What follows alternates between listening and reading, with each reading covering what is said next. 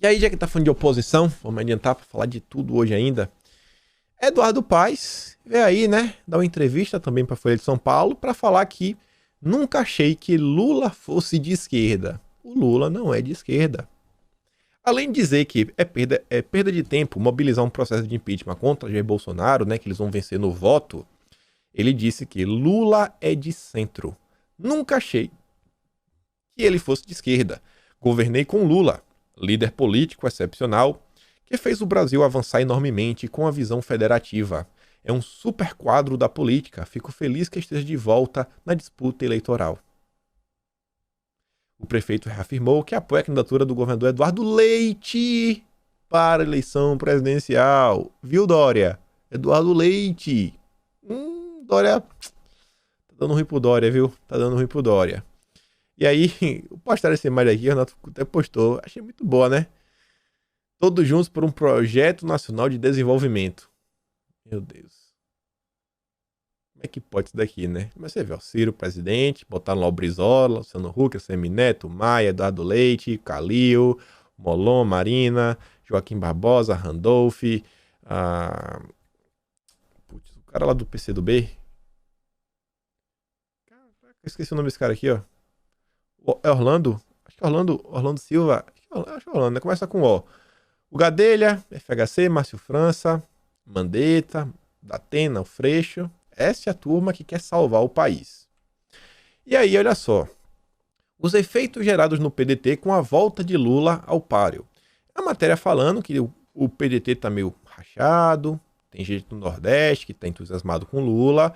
Já tem outras pessoas que não estão gostando muito, principalmente assim, da aproximação do PT do PSB, que até então era o aliado mais forte do Ciro Gomes. E muita gente tá falando, ó, se aproximar do PT, a gente vai largar o partido. Não dá. Pelo menos é o que tenta dizer o Carlos Lupe, né? E fala o seguinte, ó, ele é categórico. Vamos de Ciro. Quem diz o contrário não conhece o PDT. E o Ciro Gomes deu uma entrevista interessante. Fala, né?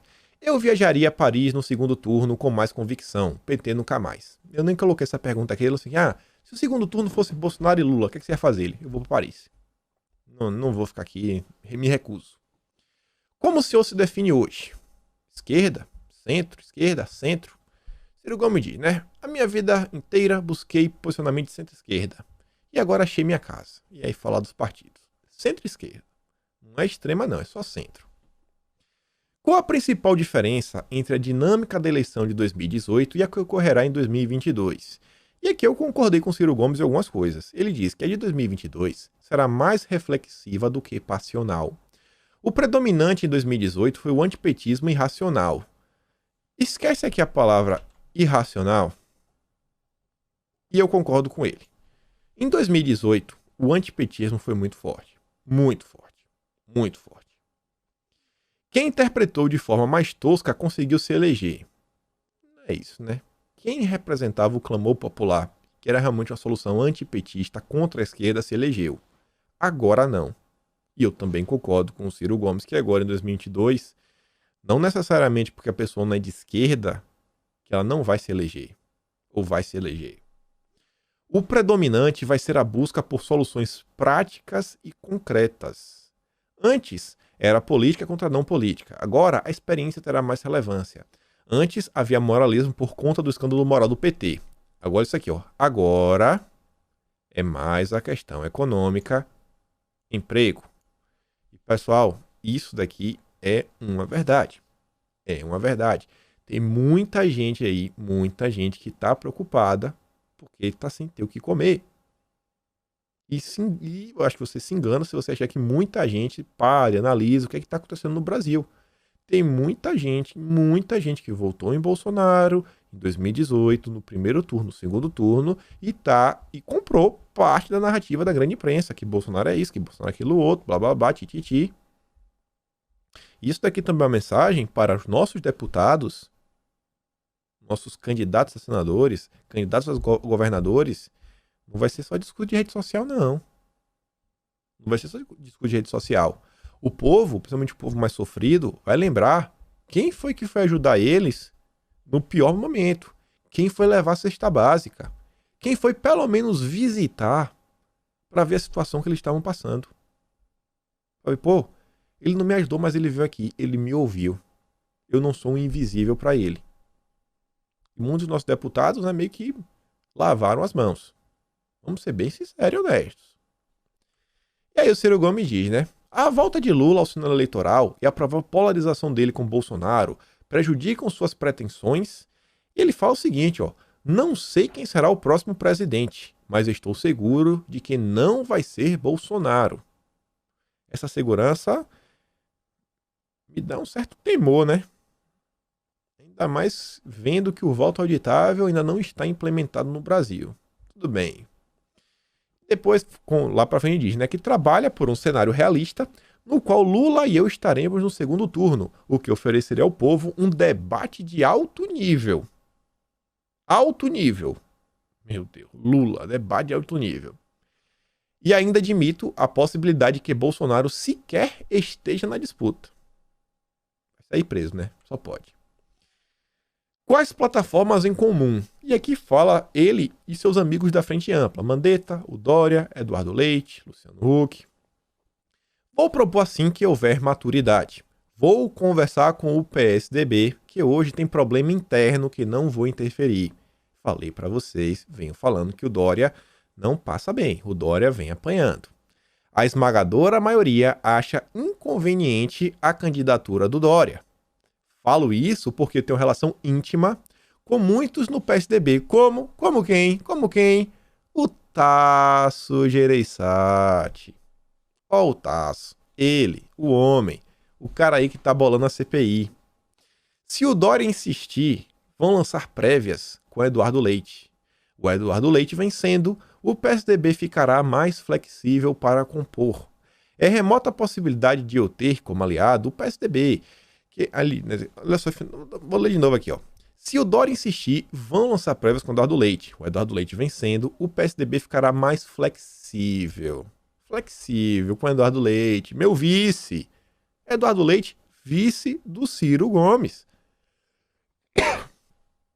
É remota a possibilidade de eu ter como aliado o PSDB. Remota, mas não é impossível. Já falou, tá flexível para compor. O Ciro Gomes já se contradisse.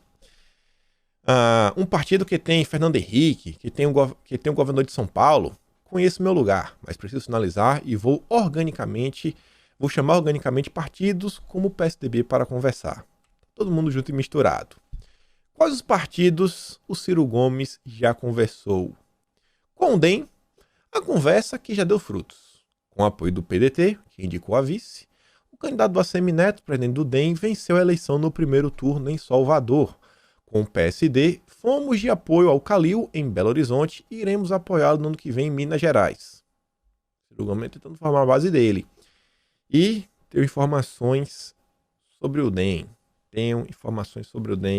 Contar logo menos que a gente vai falar do governo federal também, que o Bolsonaro também está se mexendo.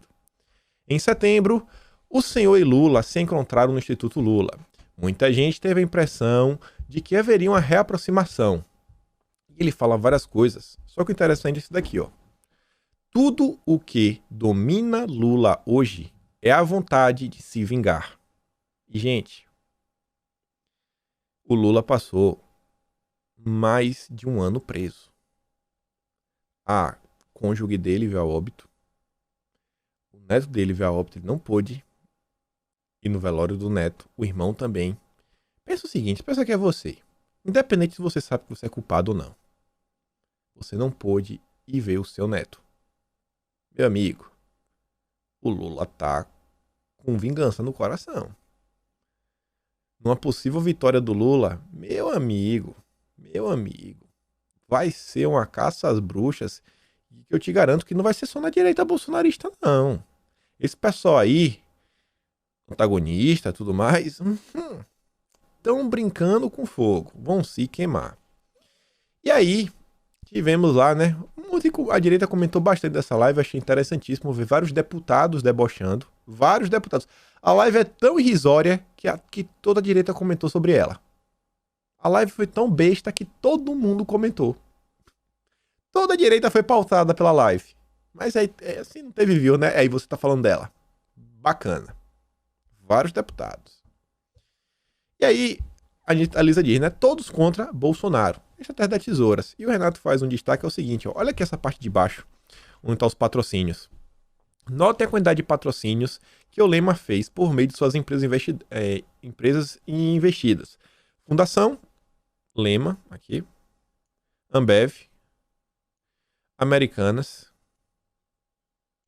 a B2, que é a B2W, né, essa azulzinha aqui do lado, é um grupo só. Aí tem a Canary e a Estônia. A Estônia eu não sabia que era, não sei nem onde é que tá a Estônia aqui. Não sabia que era, mas você ainda vê aqui, ainda tem ó, o BTG, Haddad Foundation. Só a nata. E aí você vê, né? Essa live ridícula. Saiu em todos os veículos de comunicação. A Coisa da Brasil ainda diz, ó. De ano em 2022, presidenciáveis se unem para atacar Bolsonaro. E o Renato complementa, ó, complementando a manchete. Com os patrocínios do BTG, da Cosan, cujos principais acionistas estiveram no jantar com Bolsonaro no último dia 8, e de empresas ligadas ao Lema, presidenciáveis de ano 2022 se unem para atacar Bolsonaro. Os empresários, né, que Bolsonaro foi jantar, patrocinando esse evento. E aí, só para falar aqui do Lema, né, Casa e Vídeo e Americanas avançam no varejo. Enquanto as pequenas lojas não conseguem se sustentar, as grandes corporações estão crescendo como nunca. E ai de você que questione, né, o que está acontecendo aqui.